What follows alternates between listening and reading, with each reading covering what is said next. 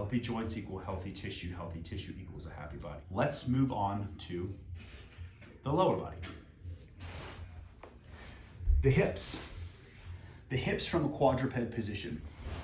We're going to, it's just easier to do it this way, so that's how I'm going to teach it. We're going to pretend our whole body's in concrete. Again, you should be able to do this at any position, but we're just doing this ground-based today, so that's fine. Our hips are blocked out. We're looking to work this socket alone right here, okay? So I want you can do this against a wall if you want to be super honest with yourself and not lean. You can do this with a super buddy or whatever. I want you to pretend that you've got a glass of water right on your tailbone, and if you start to spill that water, then what you're doing is you're elevating this hip here. We don't want to work that hip just yet, right? So the actual range of the working hip it's gonna be humbling. So don't feel bad because everybody's like this, all right? So grab the air, pack it down. Your whole body's in concrete. Your legs are moving through like thick air. Think of that, or like honey or something like that, okay? So grab the air, pack it down. We're gonna go into flexion, bringing your knees to your nose. Do not drop your nose to your knees. Just keep everything nice and encased. Then we're gonna go to abduction, lifting our leg as high as we can. And this is where we start to spill over, but try your best to keep those hips honest. Abduction, and then as we work into internal rotation, trying to keep our foot as high up as possible. We roll into extension after that, and then adduction towards the midline of the body, and then back flexing, parking where we started. We're gonna go right back where we came from, extension. Then we abduct. As we abduct, we turn that femur outward, externally rotating, and bring that knee up as high as we can, biggest circle as possible, flexion again, then neutral. So that's one rep, right? We're going to go through 2 more reps, grab the air, pack it down, irradiate, whole body's in concrete, moving that hip, that limb through honey, or through thick air. We go flexion, abduction, high as you can. Don't spill the bourbon on your tailbone. Internal rotation to extension, right back to adduction, and neutral position. Kicking right back to where we came from, moving through thick air, squeezing, irradiating everything. The whole body's helping here. Back around and down. I like to think of the knee making the biggest circle in space possible. And therefore the hip will make the biggest circle in space possible. All right, grab the air, pack it down. Flexion, adduction, internal rotation. As we go into extension, adduction, and then back to flexion. Extension, move that knee out and over a fire hydrant or a yoga block or whatever. Flexion, flexion, flexion, and perfect, and that's 3. All right, let's do the other hip. Boom, same thing. I'll turn a little bit so you can see me. Grab that air, pack it down, irradiate, and flexion, abduction, internal rotation. Get that knee up, up, up, up, up. Keep the hip honest. Back down to neutral, squeezing everything. Extension, bring the knee around. And flexion. If you're part of the human race, one of these sides is gonna be better than the other because we all have asymmetries. We're just working towards perfection. Doing the best we can. Trying to optimize, right? Bring it around, and there's 2 reps. Everything's in concrete. Moving through thick air. Grab the air, pack it down. Flexion, abduction, internal rotation, extension, adduction, and extension, abduction, external rotation, flexion, and done. Look at that, hips are done already. Let's talk knees. So the kneecap. This is your tibia. Fibula is back in the meat here. This is your patella, femur, 4 bones, right? The knee is more than just a hinge though. So what I want you to do is you're gonna put your heel on the ground and you're gonna find this little lump right here. That's the top of the tibia, right? And the tibia externally rotates and it internally rotates. External, internal. And then in combination with the knee, flexing and extending.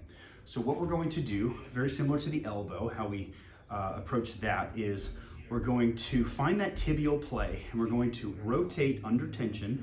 We're going to rotate external as much as possible, and then under tension, we're going to internally rotate as much as possible. I'm going to hold my thigh like this. So maybe I'll just lie down here.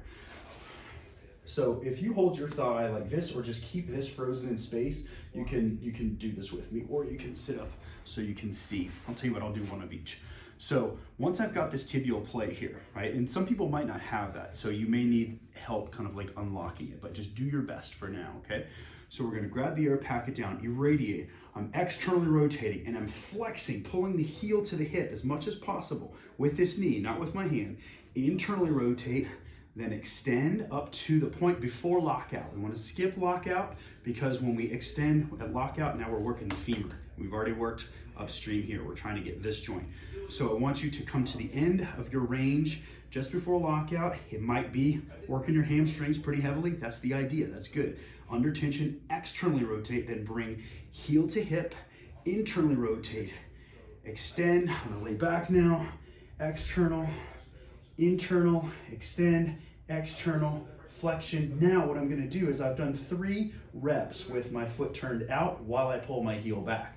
Now I'm gonna keep my foot, now I'm gonna reverse that, and I'm going to do 3 reps with my heel out, going through extension, internally rotate, flexion, externally rotate, extension, internally rotate, flexion. One more time, extension, flexion. Do your best to freeze this in space. And the reason that we change that operation is it's like you're wringing a sponge out to the left, and then we're wringing the sponge out to the right.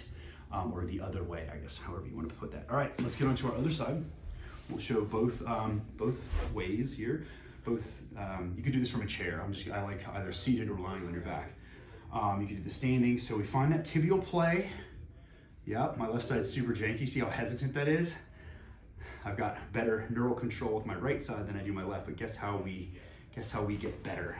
We practice. So I've got that tibial play. I'm gonna float this leg.